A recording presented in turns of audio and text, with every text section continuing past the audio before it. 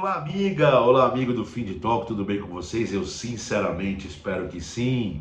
Edu Pires aqui, sextou e com as sextas-feiras essa nossa oportunidade de trocarmos essa ideia super dinâmica e super bacana que cada vez tem agradado um público maior e mais selecionado. A gente segue aqui com a série sobre as bets, sobre esse negócio de apostas no Brasil. Fizemos o primeiro episódio a semana passada, contando um pouco da história do jogo no Brasil, como a cultura do brasileiro se encaixa à questão da famosa fezinha, né? Como isso sempre fez parte da nossa história. Hoje seguimos com um pouquinho de história e a partir do episódio da semana que vem entraremos em um momento mais técnico, né? Abordaremos as questões mais técnicas para vocês a partir do episódio da semana que vem. Hoje, continuando um pouco de história, vamos lá.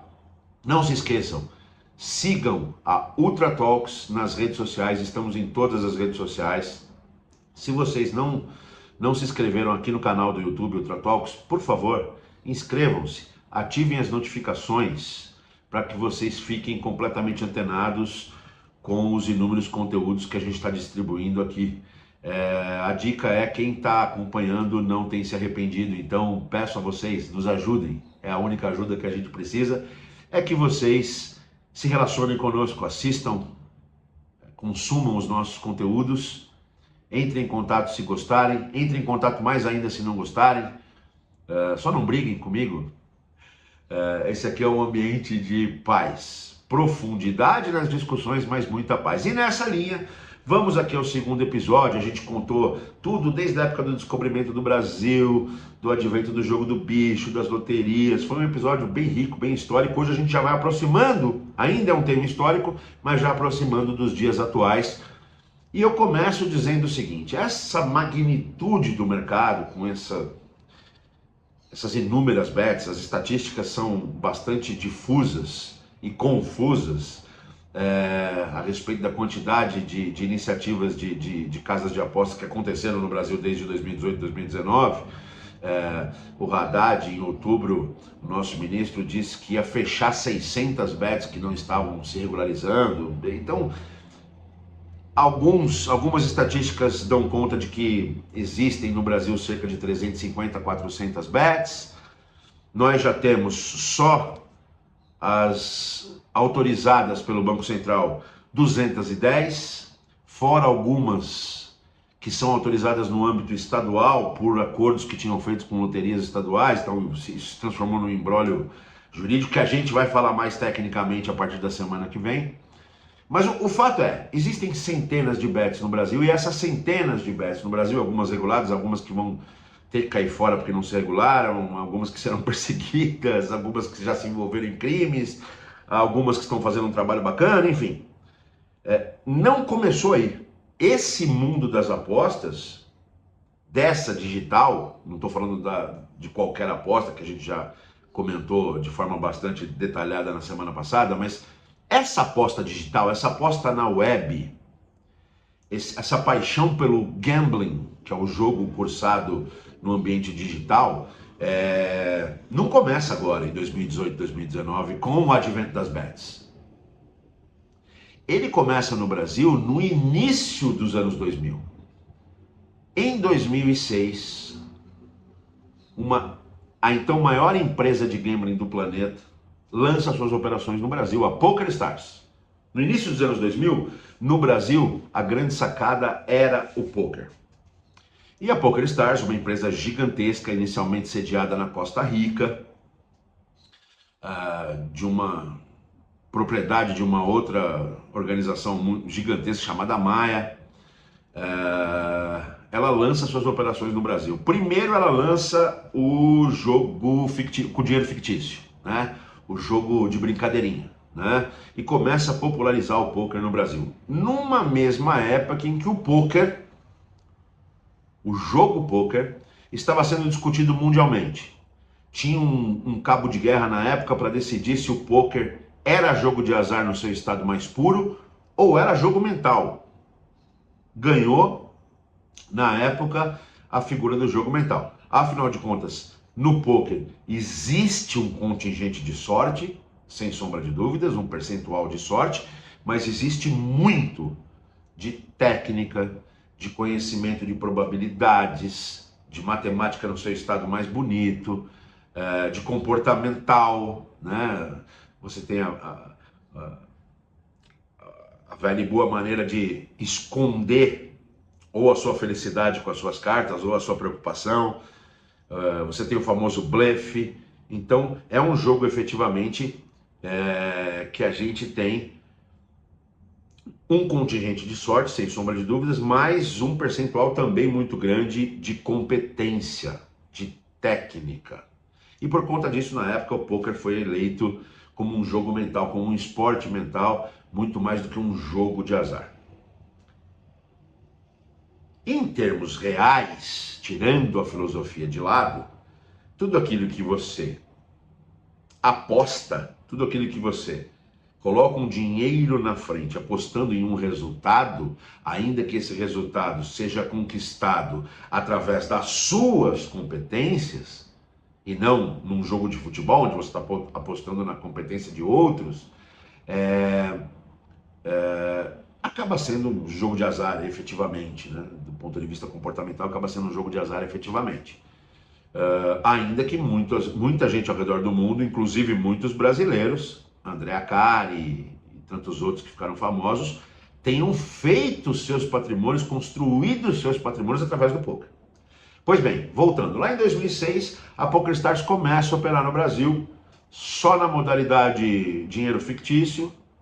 Poucos anos depois, entre 2008 e 2009, ela começa a operar com dinheiro à vera. Poxa, mas ela começa a operar em 2009, sendo que a regulamentação do jogo só veio em 2023. Como é que ela fez isso? Como é que ela não fez? Era contra a lei, não era contra a lei? Quem que estava errado? Essa é uma discussão bem interessante. Eu participei intensamente dela na época.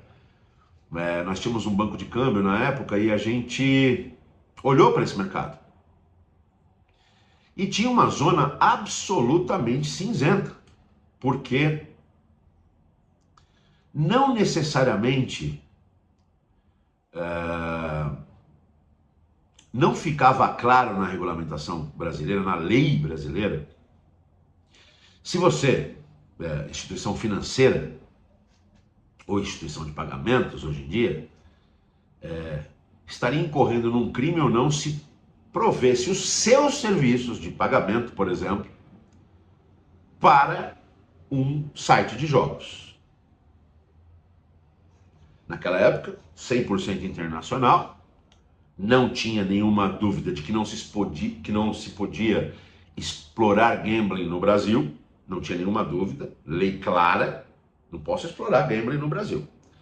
Mas como ficava o arcabouço jurídico se você considerar o seguinte: PokerStars, uma entidade internacional, uma empresa internacional, que explora um negócio válido em outras jurisdições do mundo, que tinha licenças para operar esse seu produto, o poker, na internet. E a internet não tem fronteiras. E a internet chegava ao Brasil. E um número muito grande de pessoas, assim como, não tão grande como agora, porque, de novo, o poker exige um conhecimento, mas um número grande de pessoas, surpreendente até para a época, se apaixonou pelo jogo. E a rampagem de clientes na PokerStars aqui no Brasil foi das maiores que ela tinha observado em todos os países que ela operava. As empresas que tentaram ajudar a PokerStars à época, provendo soluções de pagamento, até para fazer com que essas transações fossem claras, oficiais, cursadas pelos rails oficiais, de forma que as autoridades, o regulador pudesse ver o que estava acontecendo, pudesse gerar estatísticas do que estava acontecendo, elas eram extremamente pressionadas. Mais pela hipocrisia, mais pelo medo do desconhecido, do que por uma efetivação, do que por uma efetiva condição de legalidade, né? Não ficava claro se você provesse, tira, Arthur. Não ficava claro se você, de alguma forma, prestasse serviços de meio de pagamento para uma empresa dessa, ainda que mantendo todos os prudenciais, garantindo de que ela tinha uma licença numa jurisdição bacana, que essa licença era válida, não ficava claro se você podia. Não tem nada, ou não tinha nada na lei brasileira que te proibisse de prover soluções de pagamento para esses caras. Porque isso não é explorar o gambling. Isso é fazer meios de pagamento, é distribuir um serviço que você constituiu sua empresa para fazer. E para uma entidade que está absolutamente legal na jurisdição em que ela atua. A discussão se internet deveria ter fronteiras ou não deveria ter fronteiras, na minha opinião, ela é muito mais ampla do que gambling, do que bet. Ela é muito mais ampla, mas muito mais ampla. Mas eu estou contando isso para vocês para dizer que essa febre do mundo das apostas, ela não começa agora com o advento das bets esportivas. Ela começa lá no início, ou ela se consolida lá no início dos anos 2000 com o poker. O Group Stars, dono da marca Poker Stars, da marca Tilt e de uma série de outras marcas de poker, percebe o Brasil, consegue através de alguns abnegados ter soluções de meio de pagamento para conseguir operar e começa a operar muito fortemente, muito fortemente. Obviamente, do lado dos moralistas, do lado, nem dos moralistas, do lado dos acidentalistas, dos desgraçalistas. Estou fazendo um neologismo aqui. Ah, o boi está com carrapato, bota fogo no boi. Começaram-se as pressões.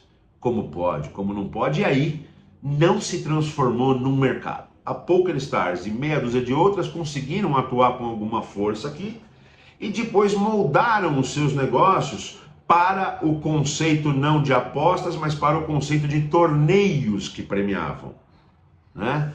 E aí a Poker Stars se consolidou de uma outra forma, até meados de 18, 19, quando começa a febre das bets, né, das famosas apostas esportivas.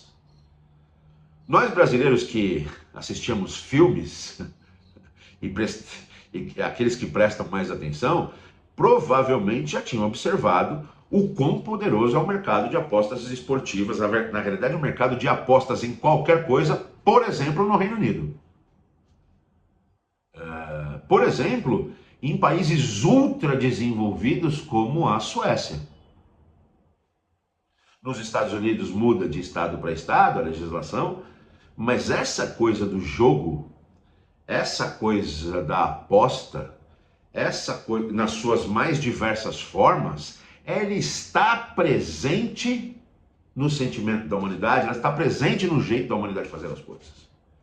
E tem, a gente, obviamente, as desgraças são mais vendáveis como notícia, nos atingem mais, nos tocam mais, mas tem muita coisa boa oriunda desse mercado. Se a gente olha somente para 4 dentre as grandes, dos 4 grupos dentre as grandes, a gente fala aí, hoje a tida como a maior do mundo, a Bet365, fundada em 2000, comumente apontada como a maior do mundo, um empreendimento dos irmãos Denise e John Coates, né, que juntos possuem fortuna estimada em mais de 18 bilhões de dólares. Eles, já herdeiros de um pai que já explorava o negócio de gambling, que era dono de cassinos no mundo físico e casas de aposta do mundo físico.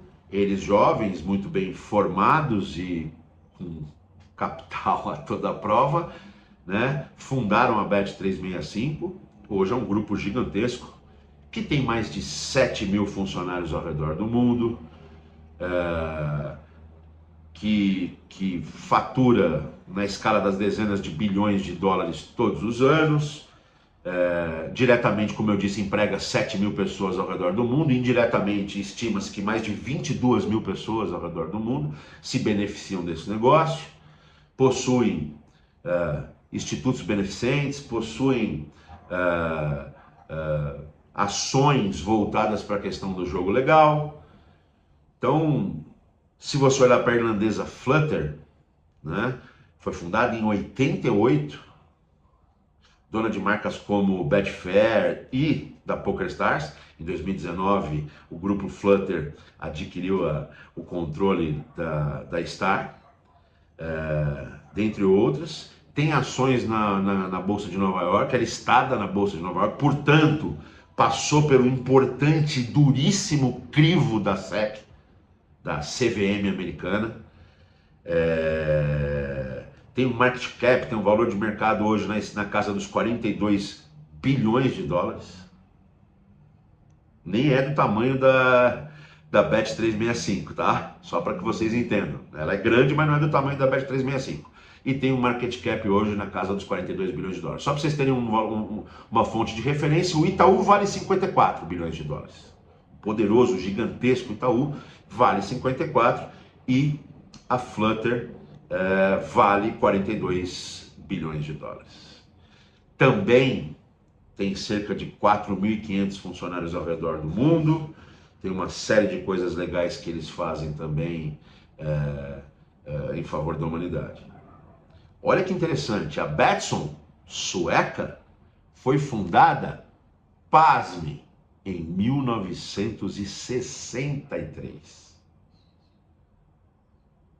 Em 1963.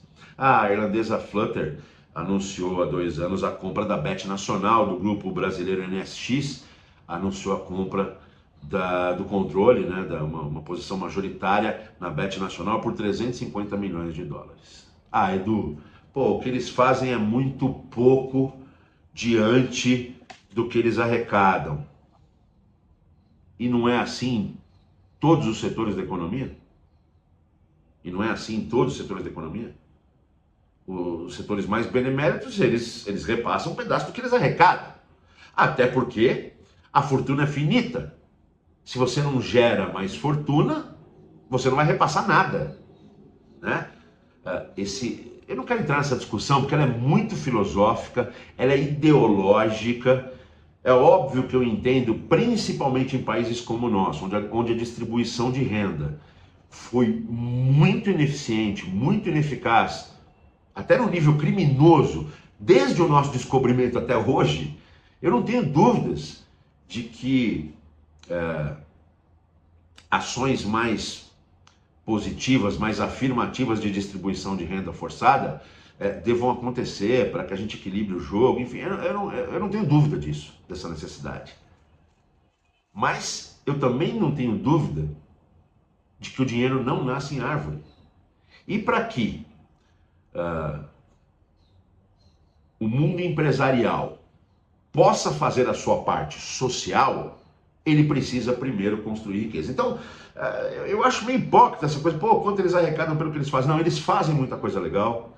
As maiores empresas são sérias, estão sediadas em países que nós mesmos sempre reputamos como sérios, como Inglaterra, como Irlanda, como Suécia, uma das mais antigas que tem interesse no Brasil. Acabei de falar, a Betsson é sueca e está aberta, está no mercado desde 1963. Portanto, tem 61 anos de vida ininterrupta. E a gente pode citar vários exemplos. Assim como nós vamos, num episódio mais para frente, especial, tratar dos maus exemplos. Não teve banco que quebrou com o dinheiro das pessoas? Não teve corretora de cripto que desapareceu? Não tem frigorífico que vende alimento de baixíssima qualidade? Em todos os ramos de negócio, na verdade, em todos os segmentos da vida humana, existem as pessoas e as instituições voltadas para construir E existem as pessoas e as instituições voltadas para destruir.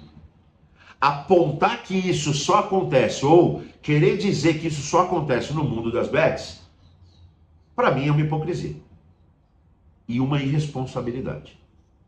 Então, retomando aqui, essa história do gambling digital começa no Brasil, não é agora não, queridos. Começa em 2005, 2006. Depois que a PokerStars se consolidou e que era de fato uma operação que funcionava direito, que premiava corretamente, que pagava direito, algumas outras casas de poker na internet, também aprovadas em alguma jurisdição, começaram a vir para o Brasil. Mas começaram sangue na água, senhores. E o sangue na água aqui que eu estou dizendo é a comprovação de que o brasileiro gostava de fazer a fezinha. E gostava bastante, gosta bastante. A hora que esse sangue foi para a água, obviamente, aparecem os tubarões. E aí começaram a surgir as casas de pôquer na internet, que na verdade não eram pôquer, que tinha um botãozinho aqui que você brincava no cassino online, e para isso não tinha justificativa. Para isso não tinha justificativa. Estava operando à margem do que era legal.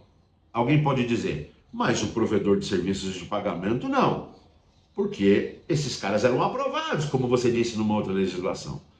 É verdade, mas tinha uma zona cinzenta e quem, à época, aqui dos nossos mercados, começou a olhar para esses mercados como uma possibilidade de crescimento, tratava também de criar uma série de argumentos, de lógica, que consubstanciavam a operação. Então, como eu disse, o poker, ainda que na sua essência tenha uma aposta inserida ali, é uma aposta em você mesmo, é uma aposta nas suas habilidades. Diferente de quando você aposta num resultado de jogo de futebol, que você está contando com as habilidades do outro ali. Que você está contando com a lisura do outro. Infelizmente, a gente tem visto alguns jogadores de futebol, alguns muito famosos, que eu não consigo entender por que fazem isso, se vendendo, né?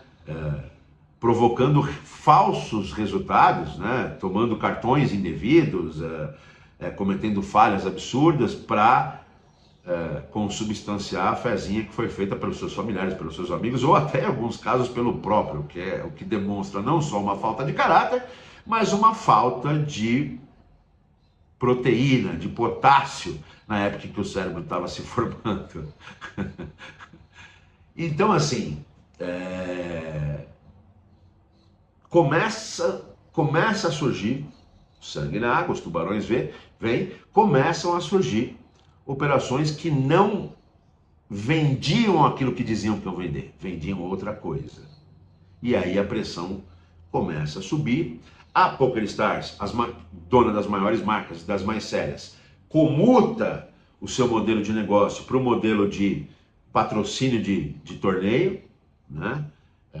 Aí cria as marcas de torneio mais famosas do mundo, dos maiores países, o Aberto do Brasil, ela que organiza o patrocínio, e aí ela comuta um pouco esse jogo, e esse negócio fica aí meio que no limbo, o mundo das apostas volta a ser monopólio das loterias, federais ou estaduais, até que, de novo com algumas exceções, tipo Telecena, alguns eleitos que conseguiram transformar produtos de capitalização, que na verdade de capitalização tem muito pouco, em alguns ofensores do monopólio das loterias, mas fica esse limbo, fica essa coisa meio tem sem ter. Quem gostava de jogar de fato dava o seu jeito, fora dos rails oficiais, entrava no seu doleiro, fazia o seu cabo, a sua operação fraudulenta, a sua operação errada, porque o cara que efetivamente está viciado ou o cara que efetivamente gosta de jogar dava o seu jeito. Bom, isso vai até meados de 18 e 19, quando a discussão de aprovação ou de retomada da análise de aprovação do jogo no Brasil ganha força de novo. A gente vai falar dessa sequência de leis, de projetos, de tentativas, a gente vai falar no detalhe no próximo episódio. Até que em 23 nós temos a lei aprovada que regulamenta ou dá a primeira dimensão de regulamentação a esse business, e aí acontece essa explosão que todos estamos vendo. E aí, para terminar o episódio de hoje. E aí vem essa discussão Fla-Flu, essa discussão Palmeiras e Corinthians, essa discussão branco e preto. Ou seja, essa discussão dual, pobre, com quem tem interesses a favor do jogo, mostrando só as estatísticas ou as argumentações que fazem sentido para ele, e quem porventura é contra o jogo, ou, e aí vem uma coisa que mais me preocupa, nem necessariamente é contra o jogo, mas esconde um pedaço das suas ineficiências no fato de uma pessoa querer gastar mais no jogo do que na geladeira, talvez seja o maior marco de liberdade, eu decidir aonde eu vou gastar o meu dinheiro. Pelo menos é o que eu penso. Mas enfim, aí começam essas discussões pobres. Aí, em agosto, sai a notícia do Banco Central, do governo, dizendo que 5 milhões de beneficiários do Bolsa Família alocaram quase 3 bilhões de reais em apostas esportivas. E aí, cria-se um escândalo, um celeuma no país por conta disso. Uma vez que você criou um mecanismo de transferência de renda como o Bolsa Família ou qualquer um dos bolsas que já existiram, que eu acho necessários. Não sei se os modelos criados são competentes, mas, de novo, em um país que tem uma história de distribuição de renda tão ineficaz, tão criminosa em alguns momentos, são necessárias as ações afirmativas de distribuição forçada de renda. Mas, de novo, é distribuição de renda. É como se esse beneficiário tivesse recebido um salário. E a partir daí, o que ele faz com esse dinheiro é de domínio dele. Só que aí os ideólogos de plantão, os liberais extremos, os direitistas extremos, que acham que bolsa é uma fábrica de vagabundo, esse cara, tá vendo? Nós estamos pagando para ele jogar.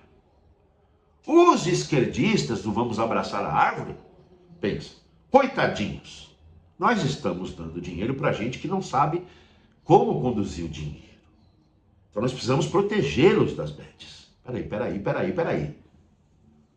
Ou é a favor ou é contra um mecanismo de distribuição forçada de renda para melhorar a vida de todo mundo, ainda que ele tenha suas ineficiências, ou é contra. Isso eu consigo entender. Minha posição pessoal, eu sou a favor. Não sou a favor dos modelos, mas sou a favor de projetos afirmativos de distribuição de renda. E uma vez que eu distribuí renda, essa renda é do beneficiário. E a decisão do que fazer com esse dinheiro é dele, minha gente. Qualquer coisa contrária a isso, você que é esquerdista, que defende o Bolsa, você está jogando contra a hora que você fala isso. E você, direitista, que é contra os projetos de distribuição direta de renda, e querer usar o fato desse beneficiário, usar o dinheiro dele como ele bem entender, como um exemplo de como está errado o processo, pelo amor de Deus, não dá para entender isso. Então, assim, quando você vê a própria notícia publicada em agosto, que dá conta desses números, né, de pessoas beneficiárias do Bolsa Família que usaram seu dinheiro para jogar, essa própria notícia diz que 15% do arrecadado no mundo do jogo legal do Brasil vai para as empresas. 85% é distribuído. Um pedaço de custeio das operações, o que é muito positivo, porque gera emprego, gera arrecadação, e um pedaço, e o maior pedaço, a maior parte, vai para os vencedores. E tem perdedores e vencedores. Mais o Paquetá, ou seja lá quem for, o Arthur tira o Paquetá, mais o jogador de futebol tal, comprovadamente fraudou. Isso é uma outra história, gente. Isso é uma outra história. Teve banco que morreu aqui e que a família controladora continuou rica e é rica até hoje, décadas depois do seu banco ter quebrado, e o seu dinheiro desapareceu. E você teve que lutar na justiça para reaver o seu dinheiro que estava no banco, nada a ver com aposta. Então, de novo, maus elementos existem em qualquer setor da economia e em qualquer setor da vida humana. Tem gente que mata o outro. Tem gente que aporrinha a mulher que está sentada na janela do avião. Gente, tem gente que tem preconceito contra crianças negras. Não é nem contra adultos negros, contra crianças negras.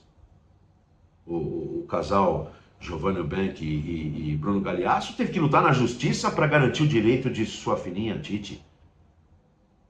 Então assim, gente, maus elementos e bons elementos tem em todo lugar.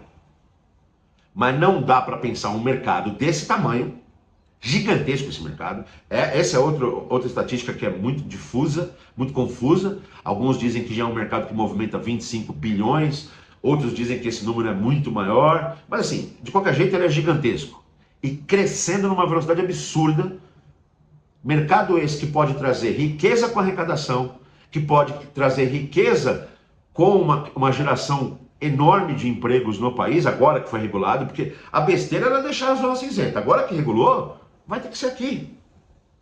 Então, é uma besteira. E eu até aumentaria o escopo da regulamentação. Eu acho que a gente tinha que ter cassino para alavancar turismo, físico mesmo, enfim. Mas aí a minha visão não é do Ultratalk, não é do Eduardo Pires. A gente tem que olhar para esse negócio com a responsabilidade que ele exige. E não simplesmente, o usuário do Bolsa Família está deixando de pôr dinheiro em casa. Eu conheço usuários de Bolsa Família. Eu conheço alguns usuários de Bolsa Família. Que o Bolsa Família, por questões de problema cadastral, de ineficiência dos modelos, como eu disse anteriormente, é a quinta, sexta renda. A família tem uma série de outras rendas. Qual o problema dele pegar o dinheiro que vem do Bolsa Família, que não tem carimbo, e usar para o entretenimento dele? Não, mas tem pessoas que não estão usando para entretenimento, tem pessoas que estão se viciando. Os viciados são doentes. Assim é o viciado em tabaco, como eu, assim é o viciado em álcool, assim é o viciado em jogo, assim é o viciado em sexo. Ele precisa ser tratado. Esse mercado é tão pujante que a gente deveria, na regulamentação, já deixar claro, já destinar um percentual dessa riqueza para os futuros tratamentos dos adictos? Sim. Que nós precisamos evoluir com a regulamentação. Regulamentação de qualquer setor, de qualquer segmento é uma coisa viva. Você, banqueiro, a regulamentação de hoje é igual a de 12 anos atrás? Não, é completamente diferente. Regulamentação é um organismo vivo, ela vai se adequando às novidades, às tecnologias, tem o direito consuetudinal, né? As manias e as coisas que vão surgindo com a evolução do tempo. Então, assim, nós vamos evoluir com essa regulação, e precisa evoluir. Precisa tratar um pouco melhor de como é a publicidade desse segmento? Acho que precisa, para não expor tanto as crianças. Precisa tratar melhor de que meios de pagamento pode ser usado. Posso pagar com cartão de crédito? Não posso pagar, nós vamos falar disso semana que vem. Eu posso me alavancar para jogar? Talvez aí tenha um espaço. Eu preciso tratar de que um pedaço dessa riqueza absurda seja destinado obrigatório e diretamente às mecânicas de tratamento desses futuros viciados? Sim, mas não dá para desprezar esse negócio.